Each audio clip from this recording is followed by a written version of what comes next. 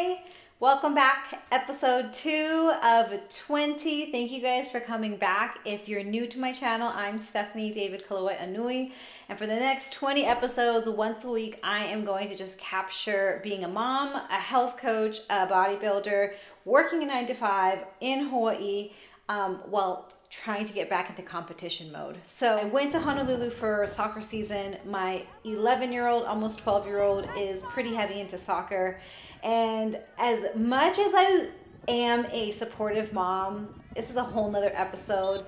I am very new into the athletic sports life. The amount of comments that parents say, the projection, the things, the levels of support in which parents support their children is very new and hard for me. I have found myself not sitting with the parents, and not because of my team or my son's team.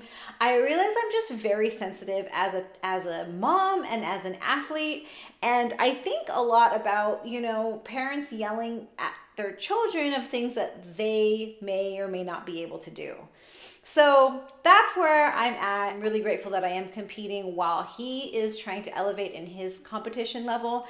I can absolutely empathize with any parent where this is your life. I would love to hear anybody who is a athletic parent now, just the life in the car, the eating in the car, the mom, dad, Uber, so the double roster, organization of, do you have your jersey? This particular team, he has two jerseys, 2 different colors. That was there, plus I had the baby.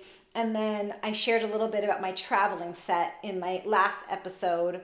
Or I'll put a picture again. So I had a traveling scale to share, sometimes the psychology of, oh my gosh, I'm on vacation, I'm leaving, or I'm just off my routine. You just get out of your mix and you go wherever. I meal prep my food, but the extra effort between breastfeeding and getting my son to his practices, it is mentally exhausting. And this is not even saying it from a regular person. This is saying it from a health coaching perspective.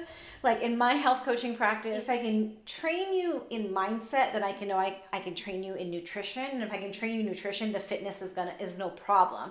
And the reason why it has to be in that order is because, you go to the gym once a day and you check, win. But you have to eat 3 to 4 times a day, which is quadruple the amount of victory or failure depending on your goal. And there's so much mental endurance associated with it. And this is with anything: bodybuilding, lifestyle training, food allergies, postpartum. The mental exhaustion on food decisions and food fatigue and food choices are exhausting.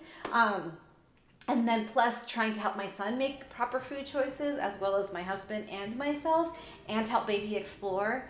It was a really difficult trip, to tell you the truth, more than I anticipated. If you're gaining 3 to 4 pounds faster than in 3 to 4 days, it's water being thrown around. And for a long time in my 20s, I didn't know anything about this. Weight was weight. Right? This was the weight, this was my self-worth. It was the same thing. If my weight was here and I was lower, then I was better. And if my weight was high, then it was a terrible formula. It was inexperience. I forgive that 20-year-old version of me. Overall, I'm wearing some tight pants, but this is, and this is in the afternoon. But I do my check-ins every single Sunday. We do measurements, we do weight. I want to share with anyone that if you're ever struggling with your check-in pictures, definitely don't do it alone. I'm just going to tell you, if you have body image stuff and you've never really done it, doing check-ins by yourself is terrible because we're so hard on ourselves. Number 2, if you're going to do check-in pictures, cut off your head, because if you're an empath like me, my eyes say everything. Do check-in pictures. Will it get better? With guidance and coaching, whether it's just feeling more confident, you have to have a goal, right? I just want to feel comfortable in my own skin. I just want to be able to look at myself. That's a real goal. I'm just going to say it. Being an English teacher, at no point did I have to ever be naked or in a bikini or confident in that. And so, it's not always weight loss or weight gain. It could really be I want to feel confident. I want to look at my body without cringing. I wish someone would have told me, hey, you don't have to do a bodybuilding competition. I mean, I'm in it now, but at that time, I didn't know that those little goals of like, I don't like this feeling. How do I feel different? How do I feel confident, right? Like my very naive definition of confidence was like, when I look like this, right, then I can be confident. And then I got into bodybuilding. I got into modeling. I got into specifically fitness modeling. And I went, and then like, social media content creation modeling. And there were tons of girls, all shapes and sizes, with a confidence. Like, I just needed 5% of their confidence. And I had no idea how they got it, except the fact that they were confidencing. Like, it's a verb. It's really a verb. So that's where I'm at. Here I am sitting at 19 weeks out. My coach has asked me to stop running long distances and in terms of shape, and this is why I love bodybuilding. She's like, hey, let's get you, we don't want you small or thin, we want you in a shape. So I'm incorporating a lot more hills into this training plan, more than I ever have. I'm giving myself a lot of grace because I'm doing these hills with the baby in the stroller. I'm gonna just be really transparent. Once upon a time, as a health coach, I did want to help everyone because I do believe everybody has a seat at the health table. My problem though is I was a bodybuilder and I looked really fit, but I'm a holistic health coach. Like, you don't have to, and I don't necessarily push my clients to get fit. I want them to be well. And whatever you do with the wellness in your mind and with your nutrition, you can be super strict and go into bodybuilding, in which my clients have, or you can live a more lifestyle, which is really, really difficult, just as difficult, truthfully. And you can go into marathon running, Spartan running, CrossFit, or just eating healthy, which is really, really hard, especially if you're doing or unlearning 20 years of other lifestyles. Clients who typically are like, Steph, I really want to get back. That's my red flag. I'm going to tell you guys, it's a red flag when someone says they want to get back. I like cringe a little in my heart because I know that I don't believe in going back. Like, if I look at a picture and I'm like, wow, I'm really proud of that physique, I know that whatever I did, even if I eat the same food, even if I train the same training plan, I can't replicate the quality of sleep. I can't replicate the motivation and the drive and the discipline and the mindset that it took to get there. I can build a different body, that's great, but I don't believe in going back. The other red flag, I'm just going to tell you all the confessions as a health coach, is when someone says like, oh, I just want to be able to eat whatever I want again. Red flag for me. I've never been able to eat whatever I want. I've always had a consequence. I have 34 food allergies. And so I'm really excited to rebuild my business. I used to have a course. It was weeks and weeks long.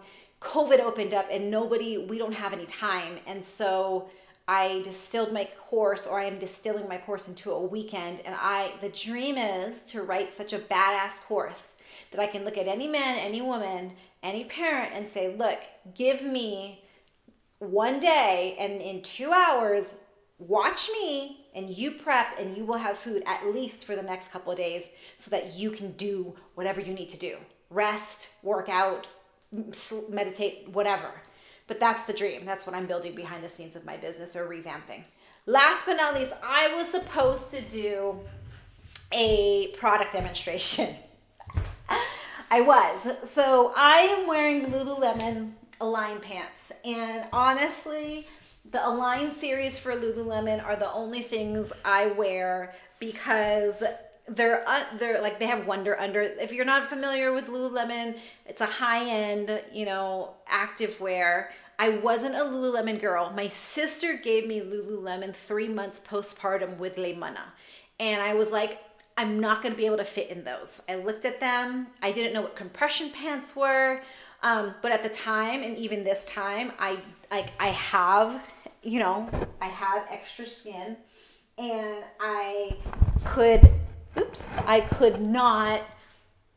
didn't feel good about the jiggling and the sagging, in addition, and everything, right? Like, the postpartum body is just ever evolving.